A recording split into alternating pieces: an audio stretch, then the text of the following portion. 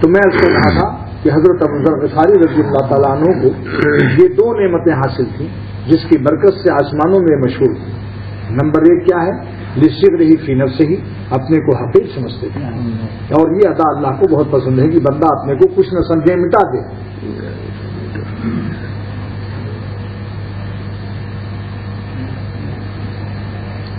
کچھ ہونا میرا ذلت و خواری کا سبب ہے، کچھ ہونا میرا ذلت و خواری کا سبب ہے، یہ ہے میرا اعزاز کہ میں کچھ بھی نہیں. کچھ ہونا میرا ذلت و خواری کا سبب ہے، یہ ہے میرا اعزاز کہ میں کچھ بھی نہیں. جو بندہ یہی کہتا رہے یا اللہ ہم تو کچھ بھی نہیں، اللہ ہم گنہگار بندے ہیں، آپ کی رحمت کا سہارا ہے. جو یہ کہہ کر مرے گا کہ اے خدا میں آپ کی رحمت کے لاٹھی پکڑے رحمت کے سہارے پر آ رہا ہوں، انشاءاللہ اس کی نجات کیوں ملے. اور جو کہے گا میرے نے تہجد پڑھا ہے بخشنا پڑے گا، پھر کیا حال ہوا؟ بنی اسرائیل کے ایک شخص نے 200 برس عبادت کی، اس کو ناز پیدا ہوا کہ میں عبادت سے بخشا جاؤں گا. دوزخ کی آگ کے کنارے سے گزارا گیا، اس کو پیاس شدید لگ گئی، زبان باہر نکل آئی. فرشتوں نے کہا پانی چاہیے، ان کا ہاں جلدی پلاؤ اور نہ موت آ رہی. فرشتوں نے فرمایا کہ جانتے ہو ایک پیالہ پانی یہاں کتنے کا ملے گا؟ 200 برس کی عبادت کے عوض میں. کہا بالکل جلدی لاؤ، سب دے دیا. اب جب ایک پیالہ پانی پی لیا تو 200 برس کی عبادت ختم ہو گئی. پھر پانی مانگا، پیاس پھر لگی دوزخ کی آگ کی لپٹ سے.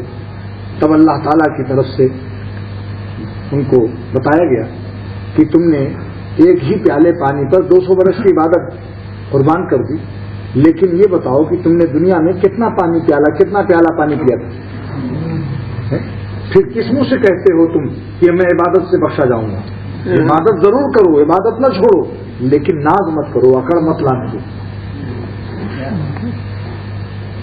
حضرت مولانا تھانوی رحمۃ اللہ نے فرمایا کہ ہم لوگوں نے اتنا پانی پیا ہے کہ اگر پیدا ہونے سے لے کے 80 برس تک کا پانی جمع رہے پیٹ میں تو ہر شخص کے پیٹ میں ایک تالاب ہوتا، لیکن وہ تو نکلتا رہتا ہے مثل پھوٹے بیل کے. آپ کہیں گے بیل پھوٹا کیسا ہوتا ہے؟ اس پر حضرت نے ایک لطیفہ سنایا واقعہ کہ ایک گاؤں والا بیل خریدا. ظالم نے کبھی بیل نہیں دیکھا تھا نہ بیل خریدا تھا، کہیں سے پیسہ مل گیا اس نے بیل خریدا. خرید کر لے جا رہا تھا، اس بیل کو پیاس لگی، تالاب میں اس نے پانی پلوایا. جب پانی پینے لگا تو بیلوں کی عادت ہے کہ جب پانی پیتے ہیں تو فوراً پیشاب کرتے ہیں، یعنی ادھر سے پیتے رہتے ہیں، نیچے سے پانی پیٹ سے گرتا رہتا ہے. تب اس نے کہا ارے تھک گیا میں، یہ تو پھوٹا بیل آ رہا ہے، میں ادھر سے پانی پی رہا ہوں ادھر سے گر رہا ہے، یہ تو پھوٹا بیل ہے. واپس لے گیا، جس سے خریدا تھا اس سے کہا بھائی ہم ایسا بیل پھوٹا نہیں لیتے، یہ واپس لیتے. اس نے کہا کہاں سے بیوقوف سے پالا پڑا. تو حضرت نے ہنس کے فرمایا کہ بھائی ہم لوگ چھوٹے بیل ہیں، ادھر سے پیتے ہیں ادھر سے نکلتا ہے، ورنہ پتہ چلتا ہے کہ کتنا پانی اللہ تعالیٰ کا ہم نے پیا ہے.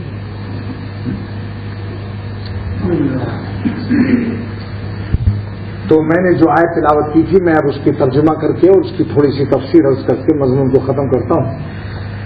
اللہ تعالیٰ ارشاد فرماتے ہیں کہ جس کی ہدایت کا اللہ تعالیٰ ارادہ فرماتے ہیں، من یرید اللہ، وہ شخص کہ اللہ ارادہ کر لے، ان یہدیہ، اس کو ہدایت دے دے، تو یشرح صدرہ للاسلام، اللہ تعالیٰ اس کا سینہ اسلام کے لیے کھول دیتے ہیں. یعنی اس کو عبادت آسان معلوم ہوتی ہے اور نافرمانی مشکل معلوم ہوتی ہے. اور اگر کسی شخص کو خدا کی نافرمانی میں مزہ آئے اور آسان معلوم ہو اور عبادت مشکل معلوم ہو تو یہ علامت ہے اس کی، اس کو ہدایت کامل حاصل نہیں، ناقص ایمان ہے اس کا. لہذا جب یہ آیت نازل ہوئی تو حضرت عبداللہ ابن مسعود اس کے راوی ہیں جو سرور عالم صلی اللہ علیہ وسلم مسجد نبوی تشریف لے گئے، ممبر پر اس آیت کی تلاوت فرمائی کہ جب اللہ کسی بندے کی ہدایت کا ارادہ فرماتے ہیں یشرح صدرہ للاسلام، تو اس کا سینہ اسلام کے لیے کھول دیتے ہیں. صحابہ نے پوچھا کہ اس سینہ کیسے کھلتا ہے؟ ما ھذا الشرح یا رسول اللہ صلی اللہ علیہ وسلم، یہ شرح کیسا ہے، سینہ کیسے کھلتا ہے؟ آپ نے فرمایا کہ جب نور اللہ کا دل میں داخل ہوتا ہے تو سینہ کھل جاتا ہے اور دل بڑا ہو جاتا ہے، حوصلے میں بلندی آ جاتی ہے. جن کا بھی تعلق بڑوں سے ہوتا ہے ان کے حوصلے بڑے ہو جاتے ہیں اور ان کی نظر بھی بڑی ہو جاتی ہے. اسی لیے معرومی فرماتے ہیں کہ جو بادشاہ باز پالتا ہے بادشاہی تو شاہ کی نظر سے اس کی نظر ہر وقت ملتی رہتی ہے. لہذا جنگل میں جب وہ اس کو چھوڑتا ہے تو شیر کا شکار کرتا ہے, چیتا اور ہرن کو چھوڑ دیتا ہے. بادشاہ کا باز ہے. می نگیرت باز شہ جو شیر نر کو پکڑتا ہے. نظر سے نظر اس کا فیض ہوتا ہے. شاہانہ نظر کا فیض یہ ہوتا ہے کہ جنگل کے بادشاہ پر حملہ کرتا ہے. تو جو شخص اللہ تعالیٰ کا نور پا جائے تو اس کے اندر بھی حوصلے میں بلندی, کردار میں بلندی, اخلاق میں بلندی, انسانیت میں بلندی, نہ جانے کتنی بلندیاں اس میں آ جاتی ہیں جس کا تصور بھی نہیں ہو سکتا. صبر میں بلندی, تحمل میں بلندی.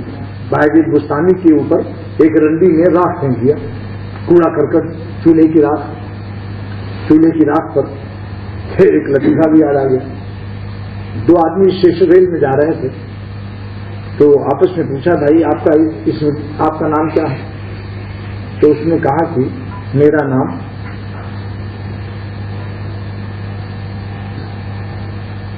کھاک در کھاک, میرا نام کھاک در کھاک, جائے تھا نا, خاک خواہ نہیں نکلا اس سے. میرا نام کھاک در کھاک چولہے کی راکھ شیخ عبدالرزاق ہے. دیہاتی آدمی کیسے بولے گا؟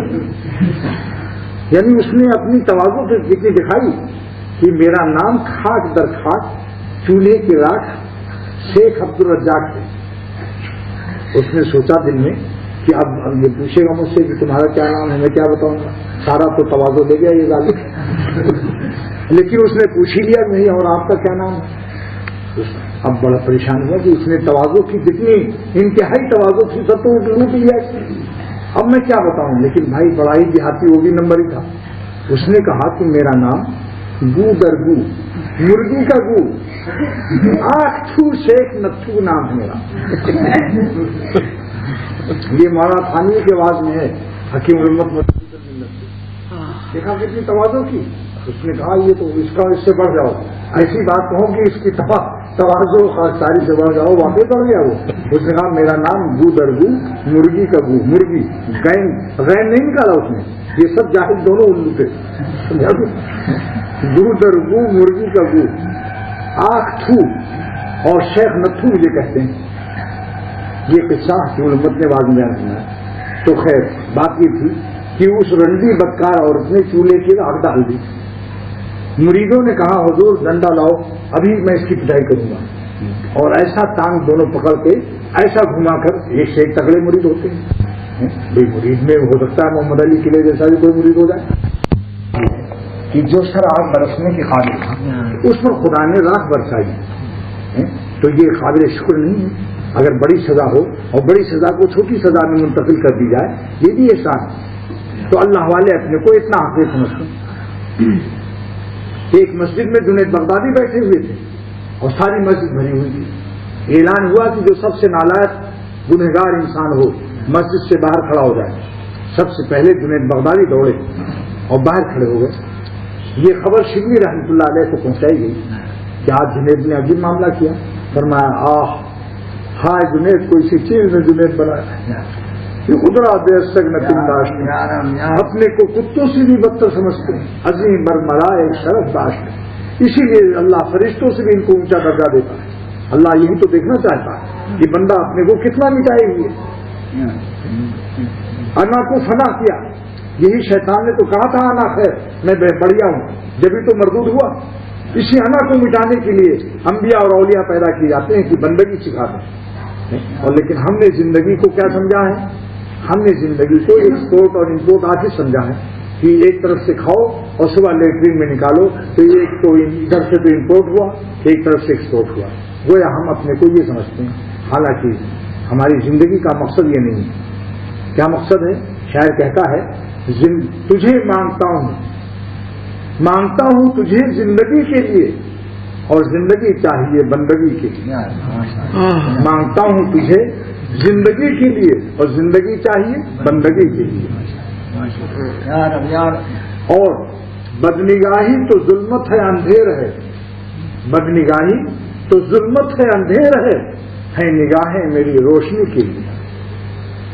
اسی لیے میں کہتا ہوں اپنے دوستوں سے کہ دیکھو صورتوں سے دل مت لگاؤ، صورت پرستی کے عذاب سے جلدی سے پناہ مانگو، اللہ والوں سے دل لگاؤ، ماں باپ کی خدمت کرو، اپنے بڑوں کا استادوں کا ادب کرو، علم دین سیکھو، عبادت میں دل لگاؤ. یہ جو صورتیں آج شہروں میں پھر رہی ہیں یا پھر رہیں، یہ ان کا جغرافیہ بدلتا رہتا ہے. اگر آپ نے ان سے دل لگایا تو آپ کا بھی ایک دن حشر یہ ہوگا کہ آپ کے افسانے بھی ختم ہو جائیں گے اور تاریخ میں آپ کا نام و نشان نہیں ہوگا. لیکن اگر اللہ کو راضی کر لیا تو انشاءاللہ دنیا میں بھی اور میدان محشر میں بھی اللہ تعالیٰ عزت نصیب فرمائے. اسی مضمون کو میں نے اپنے ایک شعر میں پیش کیا ہے. کسی خاکی پہ مت کر خاک اپنی زندگانی کو، ایسا تو بھی مٹی کا ہے، مٹی کی صورتوں پر مت مر، ورنہ مٹی مثبت مٹی ہے، تو بھی مٹی ہو جائے گا اور قیامت کے دن تیری قیمت بھی مٹی ہو جائے گی. یہ مٹی کی صورتیں ہیں جو قبروں میں جا کے دیکھ لو. یہ سب جوانیاں تھیں جو شالیمار میں اور بندر اور ان تمام روڈوں پر، مال روڈ اور یہ سب تھیں وہی ماڈل ٹاؤن میں. آج قبرستانوں میں جا کر دیکھو کہ ان کی جوانیوں کا کیا حال ہے. ان کے کالے کالے بالوں کو کیڑے لیے پھر رہے ہیں، ان کے گالوں کو آنکھوں کو کیڑے لیے چکر کر رہے ہیں. ان صورتوں سے مت دل لگاؤ. اسی لیے قرآن اور حدیث، قرآن نے اعلان کیا کہ اپنی نگاہوں کو ان صورتوں سے بچاؤ، کیونکہ ان میں مقناطیسی اثرات ہیں. نظر سے نظر لڑے گی تو تمہارے دل بے قابو ہو جائیں گے. حدیث میں ہے کہ نظر کی حفاظت کرو تو حلاوت ایمانی اللہ تم دبائی. علامہ ابن قیم جوزی فرماتے ہیں جو آنکھوں کی حلاوت کو اللہ کے راستے میں قربان کر دیتا ہے، یعنی نگاہ کو بچا لیتا ہے، غض بصر کی قرآن کی آیت پر عمل کرتا ہے، تو اس سے اللہ تعالیٰ حلاوت بصیرت سے نوازتے ہیں. بصارت کی حلاوت دی اور بصیرت کی حلاوت اس کے عوض میں دی، ایمانی حلاوت نصیب ہوئی. اور جن لوگوں نے ان شکلوں پر جان دی، کچھ دن کے بعد وہی لوگ ان شکلوں سے نفرت کرتے ہیں. جب شکل بگڑ گئی، دانت ٹوٹ گئے، کمر جھک گئی، 5.5 نمبر کے چشمے لگ گئے، عالم شباب ختم ہو گیا، تو مجبوراً پھر اس عاشق کو یہ میرا شعر پڑھنا پڑتا ہے. اس کو پہلے ہی سے پڑھو تو کبھی ابتلا ہی نہ ہو. اور میرا ہی شعر ہے کہ ادھر جغرافیہ بدلا، ادھر تاریخ بھی بدلی، نہ ان کی ہسٹری باقی نہ میری ہسٹری باقی. یہ افسانے، یہ صورتیں فنا ہونے والی، سمجھا؟ ہاں. پھر آپ خود کہیں گے انہی شکلوں کو جس کے لیے آج لوگ نگاہوں کی حفاظت نہیں کر رہے ہیں. حرام ہے گناہ کبیرہ. امام بخاری نے مستقل باب باندھا، فرماتے ہیں کہ زنا العین، آنکھوں کا زنا، النظر، نظر سے غیر محرم عورتوں کو قصدن ڈالنا. بھئی اچانک والی معاف ہو، اب آپ موٹر سائیکل سے جا رہے ہیں، آپ نگاہ نیچے کر کے کیسے چلو گے؟ ایکسیڈنٹ کرو گے. یہ ایسے وقت پر قصدن مت ڈالو، قصدن مت ڈالو. اگر فٹ پاتھ پر لڑکی کوئی آ رہی ہے، آپ راستہ بدل دو، نگاہ نیچی کرو، سمجھا؟ حفاظت کرو نظر کی. یہ بھی اللہ کا بھی حکم ہے، قرآن میں بھی یہ حکم ہے، بخاری کی روایت بھی. اس سے دل غائب ہو جاتے ہیں، سکینہ اور سکون چھن جاتا ہے، بے سکون ہو جاتا ہے انسان. اللہ تعالیٰ فرماتے ہیں کہ ہم سکون کو اتارتے ہیں دلوں میں.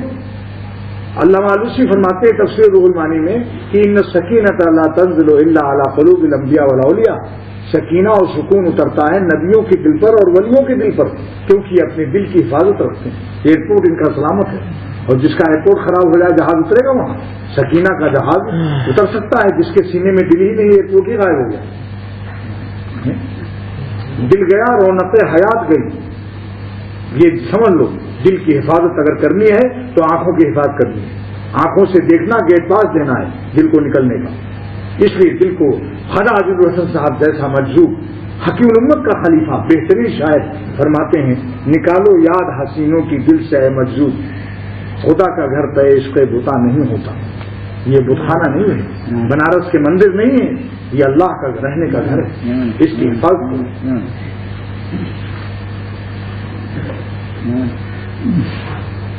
ایک صاحب نے شکل جب بگڑ گئی تو ان کو اس شکل کو دیکھ کر منہ پھیر لیا. میں نے کہا کہ ایک زمانہ تھا کہ آپ اسی شکل کو بڑی غور سے دیکھتے تھے. تو کہنے لگے اب تو جغرافیہ بدل گیا اس لیے دیکھا نہیں جا رہا ہے. میں نے کہا دیکھو بھائی اب میرا ایک شعر اور سن لو.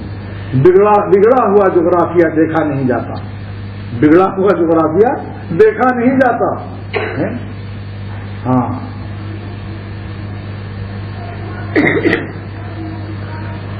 دیکھوں گا مگر اے دل ناداں تیرا بھرم. اب تمہارے دل ناداں کی نادانیوں کا دیکھتا ہوں کہ کیا حال ہے. پچھتانے سے کیا ہوتا ہے. جوانی کو حفاظت کرو. جس کو جتنی قوت توانائی ہے اللہ کے نام پر فدا کرو. دوستو زمین کے نیچے جانا ہے اور ہمیشہ وہیں رہنا ہے. پردیش کی رنگینیوں میں اپنی وطن آخرت کو خراب نہ کیا جائے. لکھنؤ کا پورا شہر سجایا ہوا تھا. خواجہ صاحب زندہ تھے, وہیں ڈپٹی کلکٹر لگے ہوئے تھے. حکیم الامت کے خلیفہ میرے شیخ شاہ عبد الغنی صاحب اعظم گڑھ سے گئے. لکھنؤ پورا شہر سجایا گیا تھا. وائسرا آ رہا تھا اس کی خوشی میں. تو حضرت خواجہ صاحب نے فرمایا کہ سارا لکھنؤ دلہن لگ رہا ہے. حضرت ابھی ایک شعر بن گیا.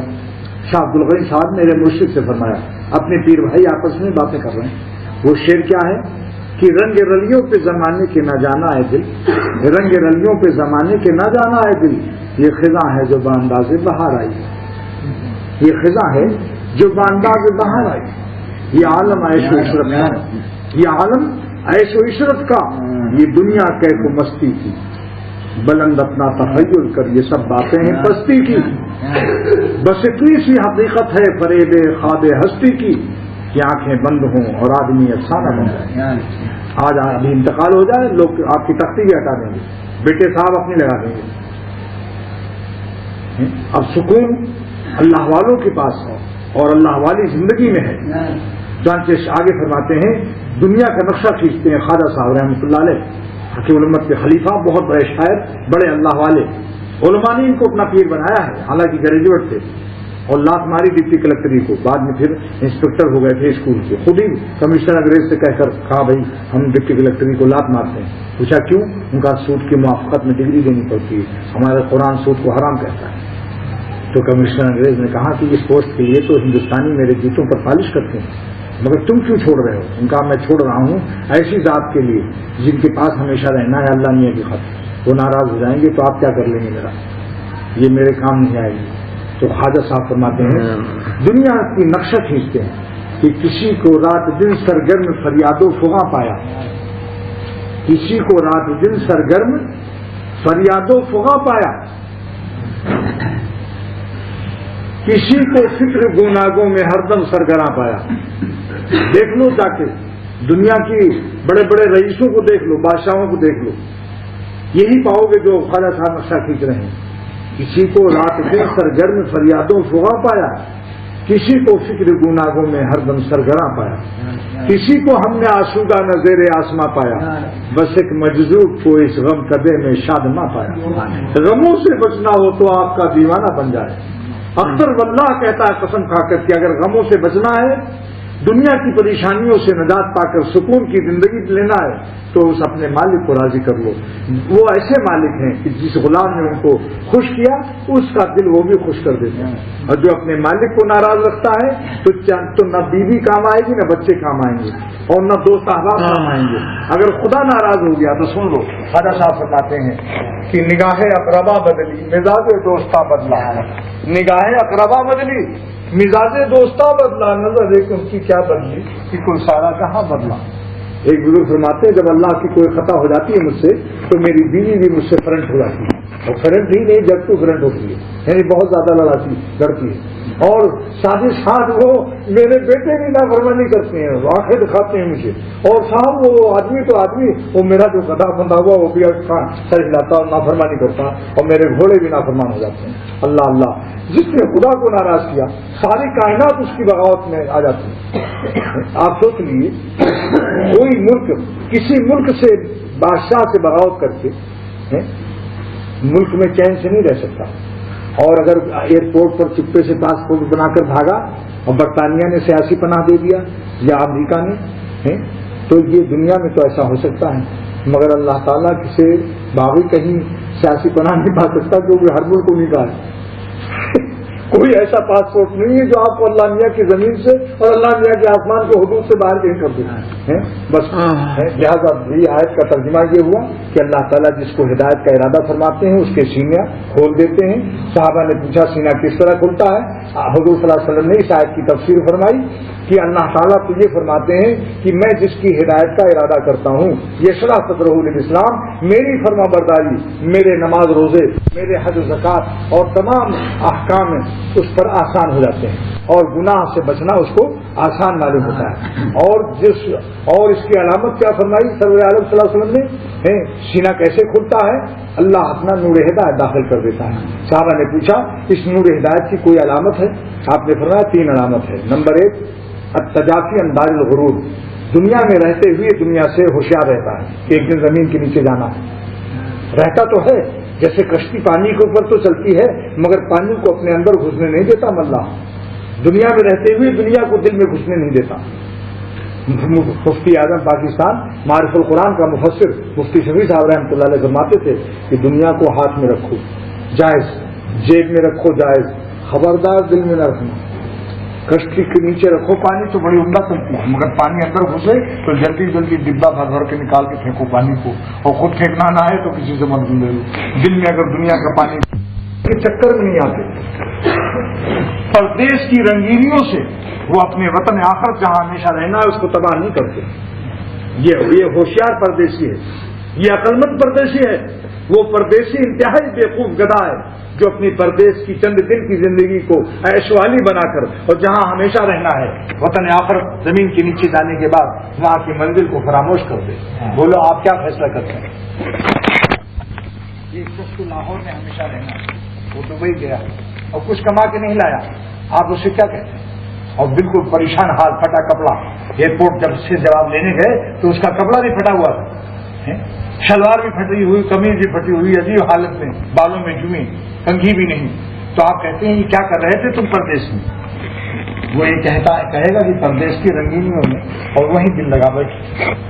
کیا آپ کیا کہیں گے اس کو؟ عقل مند کہیں گے؟ دوستو عقل مند یہ لوگ ہیں جنہوں نے دنیا میں رہ کر اپنے مالک کو خوش کیا، کھانا کھایا، بال بچوں کا ادا کیا اور میری نمازی چھوڑ کر دکان پہ بیٹھے ہو. ایک تاجر نے کہا کہ صاحب میں تو فرض ادا کر رہا ہوں. میں نے کہا کیسے؟ کہ کسب الحلال فریضہ، فرض ہے حلال روزی کمانا. میں نے کہا مگر بادل فریضہ آگے پوری حدیث نہیں پڑھتا ہے ظالم، ملا کو بھی دھوکہ دیتا ہے. وہ مجھے چکما دے رہا. میں نے کہا تم مجھے چکما دے گی، آگے بادل فریضہ ہے، پہلے اللہ کا فرض ادا کرو پھر دکان پر بیٹھو. بے شک وہ نفل سے افضل ہے کیونکہ اس کا فرض ہے حلال روزی کمانا، اپنے بال بچوں کے لیے کمائی کرنا، کسی کا محتاج نہ بننا اور نہ اپنے اولاد و گھر والوں کو کسی کا محتاج بنانا. تو انشاءاللہ قلب میں نور ہوگا بشرطی کی اتباع سمجھ کر. یہ نہیں کہ صاحب ادھر خیالی نہیں، نیت پر ہے معاملہ سب. اگر نیت کر کے سبحان اللہ کہا کہ اللہ خوش ہو جائے تو ثواب ملے گا، اور اگر دکھانے کے لیے سبحان اللہ لوگ ہمیں پیسہ دیں اور بزرگ سمجھیں تو ہر سبحان اللہ پر عذاب دیں. اور ایک آدمی کہتا ہے لے امرود اس نیت سے کہ میرے بچے حلال روزی پا جائیں، تو ہر لے امرود پر اس کو سبحان اللہ کا ثواب مل رہا ہے کیونکہ حلال روزی کمانا فرض. تو 2 علامت ہو گئی. نمبر 1 التجافی عن دار الغرور، ہدایت کے نور آنے کی علامت نمبر 1 سرور عالم صلی اللہ علیہ وسلم فرما رہے ہیں. اس آیت کی تفسیر وہ بیان کر رہا ہے جس کے قرآن پر یہ آیت نازل ہوئی اور صحابہ کے محضر میں صحابہ بیٹھے ہوئے. اور عبداللہ بن مسعود جیسا صحابی راوی ہے جو کہ خلفائے راشدین کے بعد ان سے بڑا کوئی صحابی نہیں ہے، یعنی یہ چاروں خلفاء کے بعد سب سے افضل الصحابہ بعد خلفائے راشدین عبداللہ بن مسعود ملا لقاری مرقات میں لکھتے ہیں. تو پہلی علامت کیا ہے کہ دل میں دنیا کو پردیس سمجھتے ہیں کہ زمین کے نیچے جانا، ہوشیار رہتے ہیں، بیوی سے بھی محبت کرتے ہیں، لیکن جب اذان کی آواز سنتے ہیں تو پھر کہتے ہیں بھائی اب زمین کے نیچے والا معاملہ آ گیا، اب تم ہمارے ساتھ کہاں. بس فوراً مائی عائشہ صدیقہ والا عمل کرو. کہتی ہیں مائی عائشہ صدیقہ کہ ہم اور رسول خدا صلی اللہ علیہ وسلم خوب لطف کی باتیں کرتے تھے، لیکن جب اذان کی آواز آتی تھی کان حلم یارفنا تو حضور ہمیں پہچانتے بھی نہیں کہ عائشہ کدھر ہے. اللہ یہ ہے تعلق اللہ کی. اور عائشہ صدیقہ فرماتی ہیں میں بھی وضو میں اور نماز میں اس طرح سے لگ جاتی تھی جیسے کسی کو ہم پہچانتے ہیں. رہتے ہیں ہم جہاں نہیں جیسے یہاں کوئی نہیں. یہ ہے اللہ والوں کی شان. رہتے ہیں ہم جہاں نہیں ہوں جیسے یہاں کوئی نہیں. تو میں اسی لیے کہتا ہوں کہ بھائی دیکھو دو علامت ہو گئی، اور تیسری کے بعد اب دعا کرا کے میں بھی، میرے مہمان بھی آئے ہوں گے وہاں اور رخصت بھی ہونا ہے. تو پہلی علامت تو یہ ہے دنیا سے دل کو بچا کر رکھنا، دنیا کو دل میں نہ آنے دینا. دنیا میں رہیے، کشتی پانی ہی میں تو رہتی ہے مگر پانی اپنے اندر نہیں آنے دیتی، ملا ہوشیار رہتا. نمبر 2 کیا ہے؟ الانابۃ الی دار الخلود، اپنے وطن کی طرف ہر وقت تیار رہو. جیسے کوئی آدمی کراچی چند دن کے لیے جاتا ہے لاہور سے، کاروباری لحاظ سے ہر وقت دل میں اس کو لاہور کی یاد رہتی ہے، دن گنتا رہتا ہے، پوچھتا آج کون دن ہے، سیٹ ہماری تو بک ہے بھائی فلاں. جیسے میں دن گن رہا ہوں، میں اس وقت مسافر ہوں آپ کے شہر میں، تو میرے دماغ پر ہر وقت چھایا ہوا ہے کہ بدھ کے دن تیزگام سے میری سیٹ بک ہے. میں ہر وقت اپنے کراچی کو یاد کر رہا ہوں. بھائی دیکھ لو، اپنا جرم بھی ہے، جرم نہیں ہے، اپنے وطن کی یاد ہے، لیکن کم سے کم بتا رہا ہوں کہ پردیسی کو یوں رہنا چاہیے کہ ایک دن ہمیں زمین کے نیچے بھی جانا ہے، اور وہ کرنسی بدل جائے گی. جب ملک بدل جائے گا تو کرنسی بدل جائے گی، وہاں یہی روزہ نماز عبادت تلاوت کام دے گی. یہ آپ کی سب یہیں دھری رہ جائے گی. تو 2 علامت ہو گئی، وطن آخرت کی یاد اور دنیا کو پردیس سمجھنا، اور دل کو اس سے وہ ہوشیار رکھنا، اچاک رکھنا. نمبر 3 کیا ہے؟ والاستعداد للموت قبل نزولی، اور موت آنے سے پہلے، پیشی کے وقت سے آنے سے پہلے ہر کلرک بھی اپنے ایڈمنسٹریٹو آفیسر کو، ہر ملازم اپنے مالک کو پیشی سے پہلے کاغذات درست کر لیتا ہے. آپ دیکھ لیجیے دفتروں میں، اگر یہ اطلاع آ جائے کہ صوبے پنجاب کا گورنر یا وزیر اعلیٰ فلاں دفتر کا معائنہ کرنے آ رہا ہے، وابڈا کا مثلاً یا اور بجلی کا، تو سارے لوگ جلدی کاغذات صفائی، یہ وہ. ہمیں بھی ایک دن پیش ہونا ہے خدا کے سامنے. اپنے دل کی صفائی کر لو، کانوں سے اگر گانے وانے سنتے ہیں معافی مانگ لو، صفائی کر لو. یہ بہت بدبودار چیزیں ہیں. زبان سے غیبت کی، اللہ سے توبہ کر لو. پیشی کے لیے وہی معاملہ ہے جیسے کوئی شوہر اپنی بیوی کو بلائے اور بیوی بیوقوف جواں پڑے ہوئی، منہ میں پیریا، بدبو، مسواک بھی نہیں کرتی، پڑی ہی کہیں دیکھا جائے گا جب شوہر آئے گا تو. شاعر کہتا ہے کہ نہ جانے بلا لیتی یا کس گھڑی، تو رہ جائے گی، تو رہ جائے گی، تو تکتی سی رہ جائے گی، کھڑی سی کھڑی، یعنی ایسی تکتی رہ جائے گی، اور اچانک وہ بلا لے گا. اللہ تعالیٰ جب بلاتے ہیں اچانک اطلاع نہیں فرماتے کہ کب اب آ جانا، فائل وائل درست کر لو، 2 مہینے کے بعد یا سن 1987 میں ہم تمہیں بلانے والے ہیں. یہی تو خاص معاملہ ہے. اگر اللہ میاں بتا دیں کہ سن 1987 میں اس مسجد میں فلاں بڈھے کو لینا ہے، تو ہم لوگ فوراً اسٹڈی اور ریڈی ہو جائیں گے، سمجھا، ہر وقت تیاری میں لگ جائیں گے کہ نہیں. لیکن بھائی اللہ تعالیٰ کا معاملہ یہ ہے کہ اچانک کوئی مقرر نہیں وقت ہے، نہ جانے کس کو کس وقت بلا دیں. لہٰذا ہر وقت تیار رہے. اچھا، نہ بتانے میں بہت بڑا فائدہ ہے. یہ اللہ کا احسان ہے.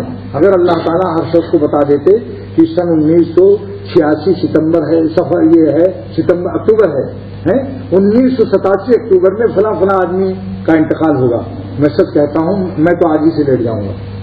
یعنی اتنا خوف طاری ہوگا کہ نہ کوئی دکان کے قابل ہوگا، نہ کوئی بیوی کا حق ادا کر سکے گا، اور نہ چلنے پھرنے کی بلا ٹی وی ہو جائے گی. ہر سب کہے گا ارے 1 ہی سال تو رہ گئے. روزانہ دن گنے حیات تو میرا موت کا حکم.